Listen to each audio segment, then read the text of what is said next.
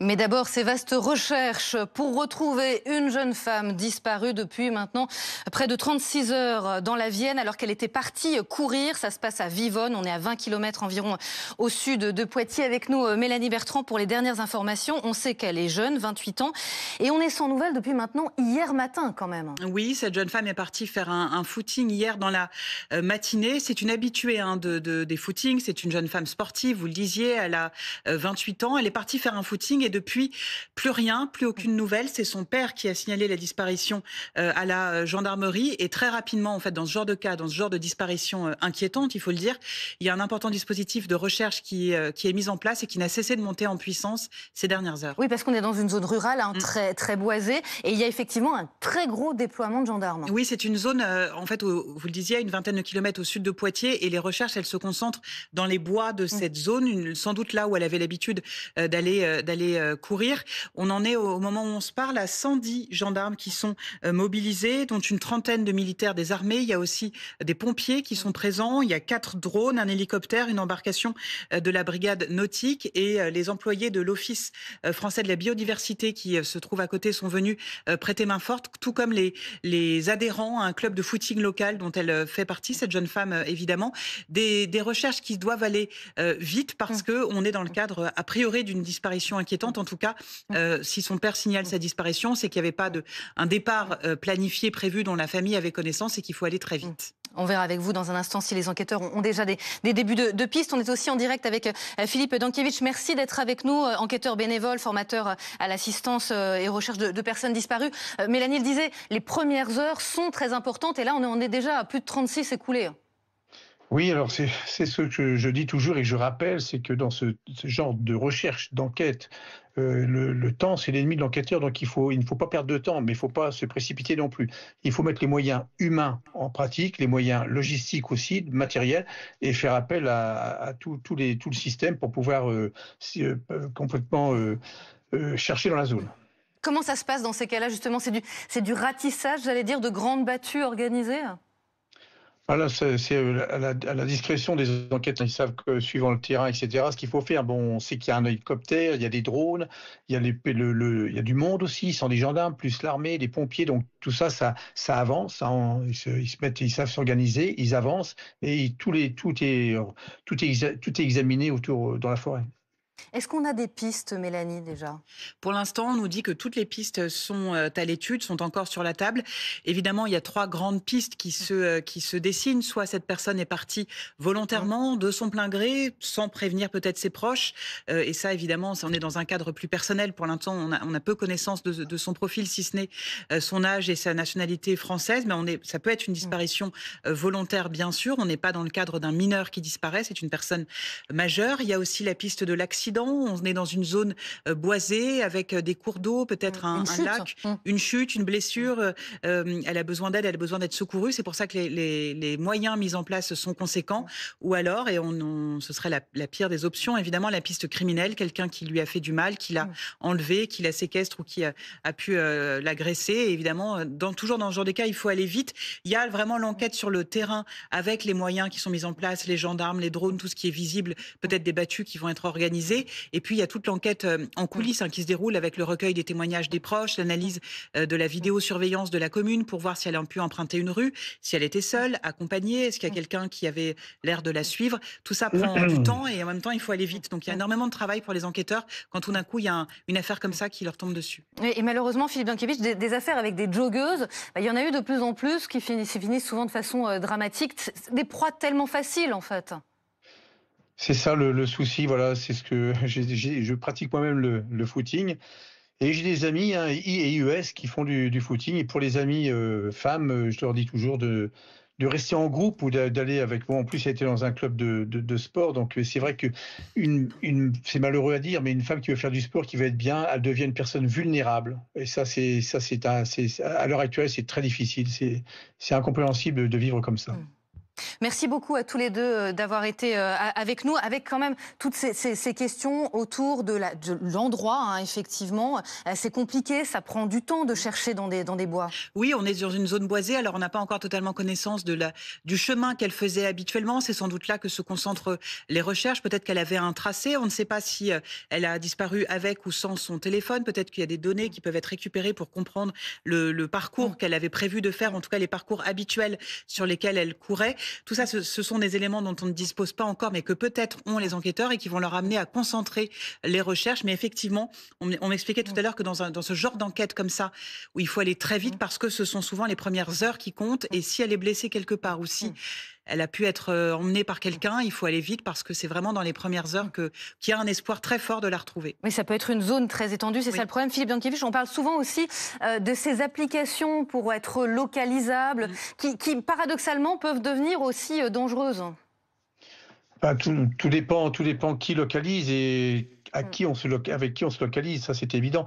Mais bon, je pense qu'avant toute chose, il faut penser déjà à recueillir le plus de renseignements possible auprès de la famille, des amis et des relations professionnelles qu'elle peut avoir. Elle a peut-être des petits différends, ou elle veut peut-être partir, ou elle a peut-être, on ne sait pas, un ami, quelque chose. Donc il faut avant tout bien concentrer les recherches et bien recueillir les renseignements le plus possible. Avec un dispositif, on le disait, très vaste, Mélanie, parce que c'est à la fois sur Terre et dans les airs. C'est le moyen de gagner du temps. Les drones, les hélicoptères, bien sûr. Il y a des drones qui sont équipés de capteurs thermiques qui peuvent repérer, on l'espère pas évidemment, une silhouette, la présence d'un corps. Ça a déjà été utilisé dans des affaires criminelles, des hélicoptères pour tenter de la localiser. On ne sait pas quelle est l'étendue de ces bois. Si il y a effectivement la brigade nautique qui a été mise à contribution avec des plongeurs sans doute pour sillonner les lacs ou les rivières qui pourraient être attenantes. Je reste au conditionnel parce qu'on n'a pas encore une visualisation totale de cette grande zone boisée. On nous dit que c'est boisé, que c'est vaste, et donc il faut des recherches très importante. En parallèle, j'imagine qu'on recherche d'éventuels témoins. Alors encore une fois, quand on va courir en forêt, parfois on ne croise jamais personne, mais il y a l'idée de est-ce que quelqu'un l'a vu, quelle est la dernière personne à l'avoir vu. Oui, c'est souvent le témoignage humain. On s'en rappelle dans des affaires récentes qui a été capitale. Je pense à l'affaire de la petite Louise, cette collégienne disparue. Ce sont des témoins qui ont reconnu sur la photo son meurtrier présumé. Elle est toujours présumée. Oui, exactement. On ne présage rien. Non, bien sûr, on ne présage rien. Simplement dans des affaires, le témoignage humain reste parfois Est-ce qu'on a croisé qui on a croisé dans les environs, des voitures éventuellement? Est-ce qu'elle a pu s'adresser à quelqu'un ces dernières heures? Est-ce qu'elle a dit un mot à ses voisins en quittant son domicile? Ça, c'est les témoins, on va dire, oculaires, c'est les témoins des derniers instants, ou en tout cas où cette jeune femme a été vue. Et puis il y a tout son entourage. Localisé, voilà. Et qui ont pu la localiser. Il y a tout son entourage aussi qui est interrogé, ses parents, ses proches, ses collègues de travail, si cette jeune femme travaille, ses amis. Est-ce qu'elle a pu planifier un départ sans forcément que son cercle familial soit au courant? Est-ce qu'elle avait rendez-vous avec quelqu'un et auquel cas sa famille n'aurait pas été au courant? Voilà, tout ça c'est évidemment fondamental dans une enquête et les enquêteurs sont évidemment en train de d'éplucher tout ça. Philippe Bianchevich, 110 gendarmes pour une néophyte, ça paraît colossal comme dispositif. C'est exceptionnel ou pas? Non, pas du tout. On met énormément de monde sur le terrain. On élargit les patrouilles, on prend beaucoup de monde. On fait appel à... Déjà, des moyens humains sont très importants avant de mettre les moyens logistiques et tous les appareils qu'il peut y avoir. Donc, on rassemble beaucoup d'hommes. On voit aussi l'Office des forêts de la biodiversité mobilisé parce que l'idée, c'est de s'adresser à ceux qui connaissent le mieux ce terrain particulier. Oui, il y a des spécialistes qui peuvent connaître les moindres recoins de cette zone, savoir s'il y a des sentiers qui partent dans telle ou telle direction, s'il y a des zones plus compliquées. Je parle sans connaître forcément les lieux, mais des grottes, des recoins qu'il faut aller explorer. Voilà, c'est évidemment des experts qui peuvent nous en dire plus. On est en direct avec quelqu'un qui connaît bien le terrain, la maire de Vivonne. Bonjour Madame le maire, merci d'être en direct. Rosemarie Berthaud, merci d'être avec nous. Qu'est-ce que vous avez comme derniers éléments à disposition? Moi, je n'ai aucun élément. Je veux dire, nous, la commune, nous ne sommes intervenus que sur le volet logistique, c'est-à-dire que nous avons mis à disposition de la gendarmerie des locaux, des barrières. Des barrières pour quoi faire? Pour interdire une zone en particulier? Pas du tout, pour qu'ils puissent mettre leur véhicule, puisque la cellule de crise est dans le centre de Vivonne, alors que la zone de recherche est plus sur l'extérieur. Vers une forêt, vous voulez dire?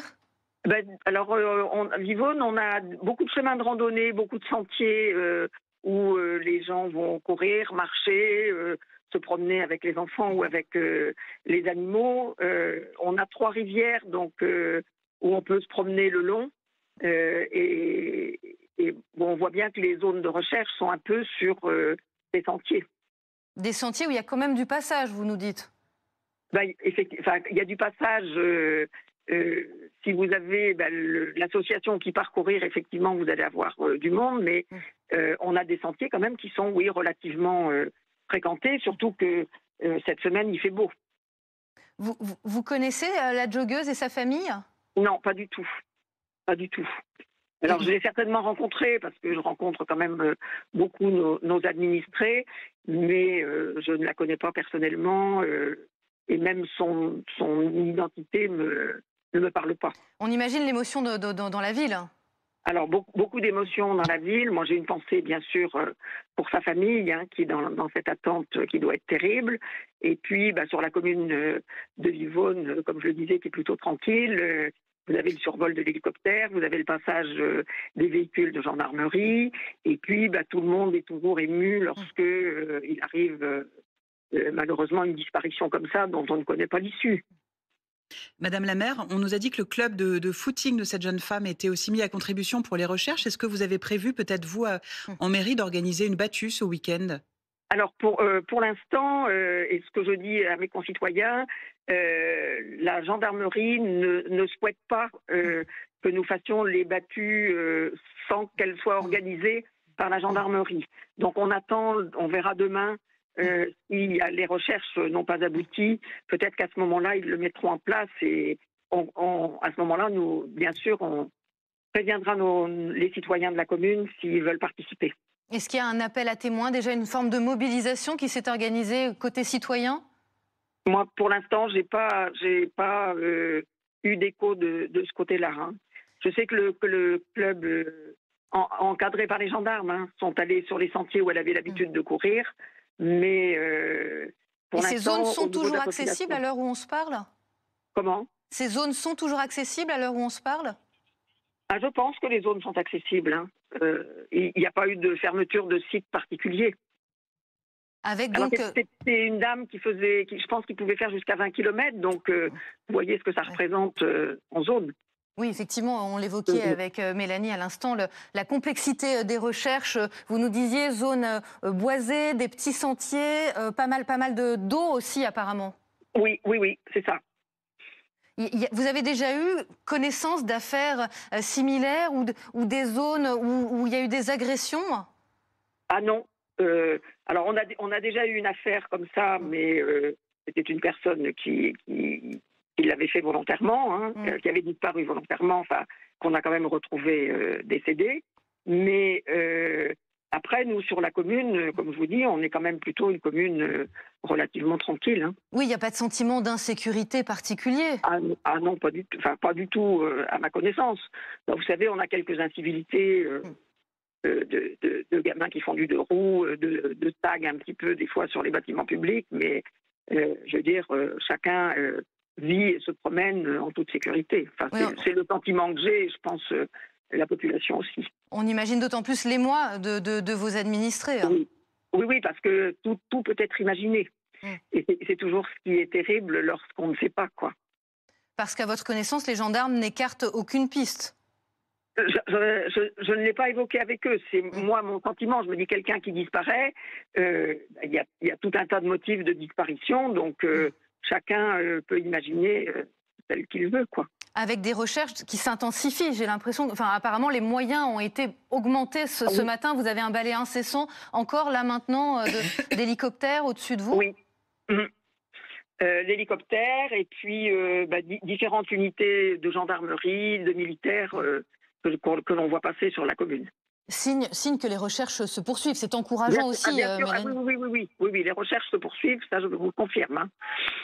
Ce qu'on peut voir Mélanie Bertrand comme un signe encourageant aussi. Voilà, on n'abandonne pas. Ah bah évidemment, ne dites pas à un gendarme qu'il abandonne au Non, premières moi heures. je ne fais que traduire la situation. Non, bien sûr. Ce que je veux dire, c'est que, comme on le disait tout à l'heure, évidemment, quand une personne disparaît, il faut aller vite et on ne s'arrête pas au bout de premières heures si on ne la trouve pas. Au contraire, on monte en puissance. Au début, ce sont quelques unités qui sont mobilisées. Puis, s'il n'y a pas de traces et si les témoignages font que cette disparition est vraiment inquiétante, on monte en puissance. Ce matin, on était à une 50aine de gendarmes. En début de matinée, on était à 100. Là, on est à 110. En fait, les brigades, les unités qui sont autour de Poitiers, autour de Vivonne, sont appelées en renfort. On le disait, les pompiers, oui, les militaires, on peut aller armées. chercher des gendarmes Tout le monde est mis à comme pour les contribution à ce pompiers. moment-là. Les drones, les hélicos, une moto tout-terrain. Sans doute qu'il y a des chiens aussi qui sont mobilisés, des chiens pisteurs, pour tenter de la localiser au plus vite. Vous nous confirmez, Madame la maire, vous avez vu des équipes cynophiles? Alors, je ne les ai pas vus, mais je crois qu'ils en ont fait intervenir, a priori sans succès pour l'instant. Et la ville s'organise pour accueillir toutes ces recherches? Ah ben, nous, on a mis à disposition tout ce qui nous a été demandé par la gendarmerie, c'est-à-dire, voilà, ils ont une salle, un parking, on a sécurisé pour que les véhicules puissent se garer. Il y a l'hélicoptère qui peut se poser dans le parc à côté. Après, ils ont mis une logistique en place, puisque sur la commune, on a quand même des commerces pour que, ben, évidemment, ils puissent se nourrir, avoir de l'eau. Il fait quand même assez chaud cet après-midi. Voilà, donc tout ça avec aucun délai pour l'instant. Oui, bien sûr, c'est la priorité, mais avec aucun délai pour l'instant, ils sont là le temps qu'il faudra. Ah, tout à fait. Nous, on sera à leur disposition le temps qu'il faudra. Mélanie Bertrand avait une question pour vous aussi. Non, vous nous disiez, Madame la maire, que vous ne la connaissiez pas personnellement, mais est-ce que vous savez si cette jeune femme est une sportive aguerrie, si elle court souvent, si elle a un métier, si elle est étudiante? Est-ce que vous pouvez nous en dire un petit peu plus? Je ne connais pas sa profession, mais je pense que c'est une joggeuse aguerrie, je vous dis, parce qu'elle fait des circuits de 20 km et elle participait, donc il y a une course, enfin, il y a un entraînement tous les dimanches matins et d'après ce qui m'a été rapporté, elle participait à peu près tous les dimanches. Merci beaucoup. Certainement peut-être en semaine, puisque là, elle courait hier matin.